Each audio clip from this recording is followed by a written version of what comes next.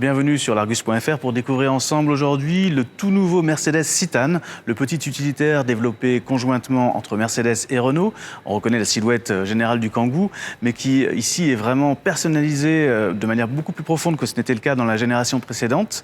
Alors le Citan est fabriqué en France à Maubeuge chez Renault, mais il bénéficie d'un design qui lui est vraiment propre à partir du pilier jusqu'à la calandre. Tout lui est spécifique, les ailes, le capot, les boucliers, les phares et donc bien sûr la calandre Mercedes, tant dans sa version véhicule utilitaire que dans sa version VP que l'on voit ici derrière nous. La partie arrière est elle aussi spécifique au Citan avec des feux arrière bien sûr dans l'esprit du design de la marque. Quelques détails sur les boucliers et puis les portes arrière, des lignes qui sont différentes de celles qu'on trouve sur le Kangoo. Mais le plus important est bien sûr à l'intérieur. Il s'agit bien d'un véhicule utilitaire dans lequel on a un volume de chargement qui permet, dans cette version courte, une version longue viendra par la suite, de rentrer 2 palettes. On a presque 3 mètres cubes de volume utile et on peut emporter jusqu'à 780 kg de charge utile en prenant l'option suspension arrière renforcée. En attendant une version allongée du Citan qui viendra en 2022, la version courte aujourd'hui mesure 4,50 m, l'empattement est de 2,71 m.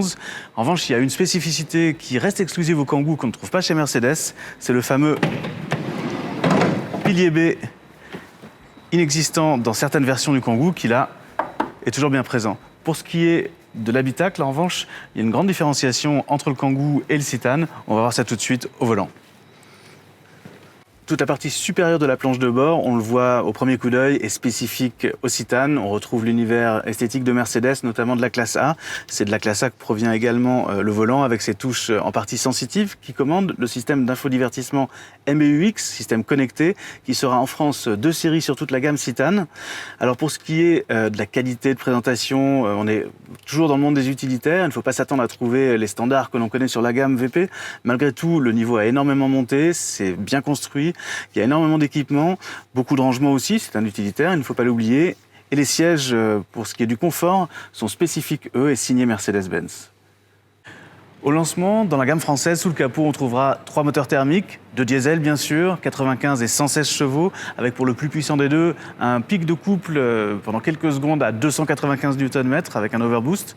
La version essence devrait prendre aussi de plus en plus d'importance au fur et à mesure des mois qui viennent, avec les changements de réglementation, notamment dans les centres-villes. C'est un moteur de 131 chevaux.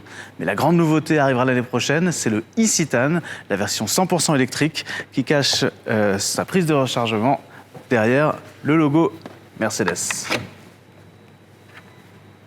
La version véhicule particulier dérivée du Citan utilitaire sera bien sûr également de la partie. Alors elle est présentée ici sous la forme du Tourer, de la version Tourer qui ne sera pas importée sous cette forme en France.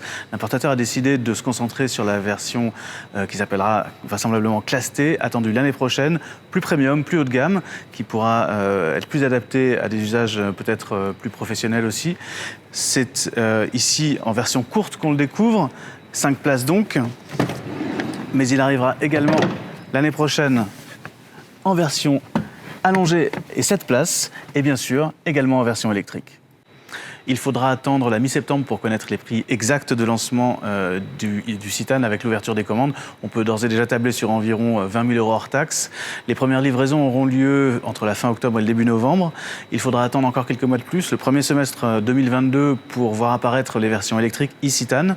Et ce sera encore quelques mois plus tard qu'apparaîtront les versions longues, en VU comme en VP, ainsi que la gamme Classe T, en version longue et courte également, 5 et 7 places, et sa version électrique, le QT.